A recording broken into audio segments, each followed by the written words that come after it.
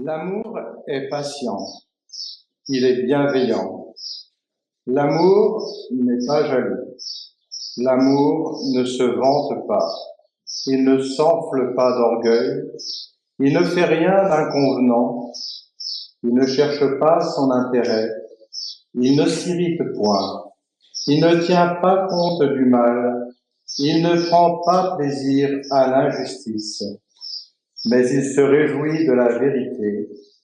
Il excuse tout, croit tout, espère tout, supporte tout. Voilà le fruit que nous devons porter. Rassurez-vous, c'est impossible. Ça va mieux? Humainement parlant, c'est totalement impossible, c'est même pas la peine de chercher une technique quelconque, vous ne la trouverez pas, c'est impossible de vivre ça sans l'aide de Dieu. Tout ce que nous venons d'entendre dans l'épître de Saint Paul, et puis donc ce passage de Saint Paul aussi qui résume un peu justement cette épître, nous montre en fait, voilà, ce à quoi nous sommes appelés, mais en même temps, cette réalité que, humainement parlant, nous ne pouvons pas. Ce n'est pas de notre ressort. Et c'est bien là notre difficulté, parce que nous cherchons toujours le moyen de diriger notre vie, de mener notre existence avec l'aide de Dieu. On n'est pas contre. Un petit coup de main de temps en temps, ça fait plaisir. Mais on n'est pas assez dans cette relation totale avec lui. Encore une fois, tout ce que nous avons entendu, nous ne pouvons pas le réaliser sans l'aide de l'Esprit Saint, sans l'aide de Dieu. C'est, comme dit Saint Paul, c'est le Christ qui vit en nous à ce moment-là. Tant que nous serons dans cette persuasion que par nous-mêmes, nous pouvons faire quelque chose, eh bien, nous n'y arriverons pas et nous n'arriverons pas à franchir cette fameuse porte étroite dont a parlé l'Évangile. Ne soyez pas tristes. C'est extraordinaire, puisque justement, c'est là qu'est la vie. Saint Hugues disait que notre vie est une succession de zéros, c'est-à-dire une succession d'échecs, de constats d'échecs. Et que quand nous arrivons de l'autre côté, le Seigneur met un 1 devant. Il y a vraiment quelque chose que nous avons du mal à accepter, c'est cette dépendance vis-à-vis de Dieu.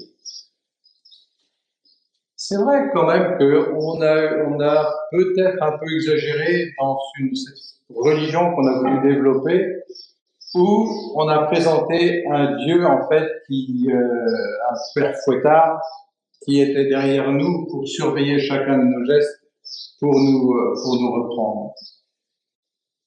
Mais là, il ne s'agit pas de cela. Il s'agit d'une relation d'amour. Il s'agit de retrouver cette relation d'amour, il s'agit de nous laisser aimer.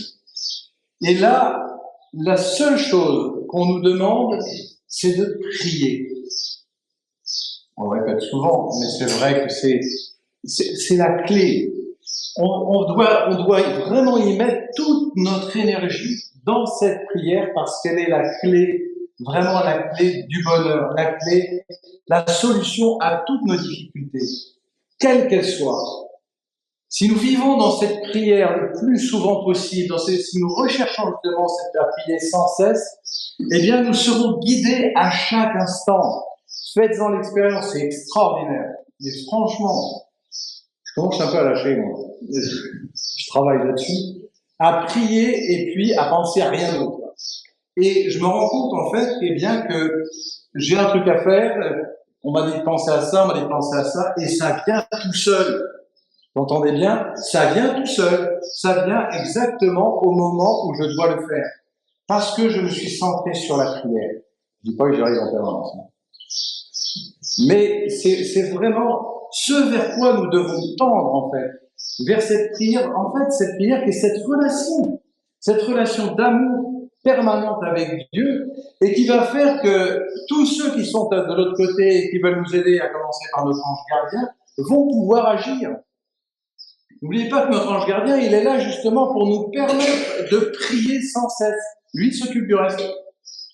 Tous nos soucis matériels, tout ça, il s'occupe de tout. Et on aura tout, et on verra la providence agir d'une manière extraordinaire. On assistera à des miracles permanents dans notre vie. Pas évident, hein, parce que c'est vraiment quelque chose, surtout on vit une époque où on dit de plus en plus aux gens qu'il va falloir qu'il faut qu'ils se débrouillent, il faut qu'ils arrivent par toutes sortes de techniques à arriver à dépasser ceci, à dépasser cela. Voilà, on vous propose tous les stages possibles et imaginables pour arriver à faire un travail sur soi. À chaque fois qu'on me dit ça, je dis bon, bonjour le boulot. Hein. J'ai dit, vous commencez par quoi? Le travail sur vous, là, parce que c'est un chantier, votre affaire. Alors que quand on se remet entre les mains du Seigneur, on redevient des enfants et on se laisse guider. Simplement, on met notre main dans la main du Seigneur et on se laisse guider. Et c'est vrai que la vie, elle est aussi simple que ça. Un saint disait que c'est comme les oiseaux qui se laissent porter par le vent. Quand ils traversent ils veulent voyager des milliers de kilomètres, ils ne se fatiguent pas. D'ailleurs, vous avez vu dans les psaumes, il est écrit « Leur force manque pendant la marche ». Plus on marche, plus on est fatigué. Eh bien non, quand on marche avec le Seigneur, plus on marche, moins on est fatigué. Parce que son amour se déverse en permanence dans notre cœur et nous donne toute l'aide nécessaire possible et imaginable. Mais c'est vraiment, c'est délirant, notre affaire. C'est vraiment délirant parce que il y a vraiment quelque chose qui est là, à notre portée, et que nous n'utilisons pas. Parce que nous avons peur. En fait, on a peur d'être aimé. C'est ça la réalité. On a peur de se donner totalement. On a peur de s'ouvrir totalement. Ça, c'est notre côté sauvage. Hein. Mais plus on va prier, plus on va tendre vers cette prière, eh bien, plus ça va être facile. Et parce que le Seigneur œuvre en nous. On dit même que c'est lui qui nous donne le désir de prier. C'est lui qui fait tout en nous. Et si on lui ouvre notre cœur, eh bien, il va agir avec beaucoup plus de facilité. Vous avez sans doute lu Le Pèlerin russe, je vous invite à le lire ou à le relire. On a lu un extrait cette semaine à la prière du matin pour montrer comment en fait, eh bien, on peut prier sans cesse. Vous entendez bien? Sans cesse. Pas un petit coup le matin, un petit coup le soir. Non, sans cesse. Et c'est vrai que les gens, beaucoup disent, vous priez, ah oui, je prie, hein. Je prie matin et soir. Ok, d'accord. Et vous respirez matin et soir. Simplement. Le reste de la journée, vous ne respirez pas. Ben oui, c'est vraiment,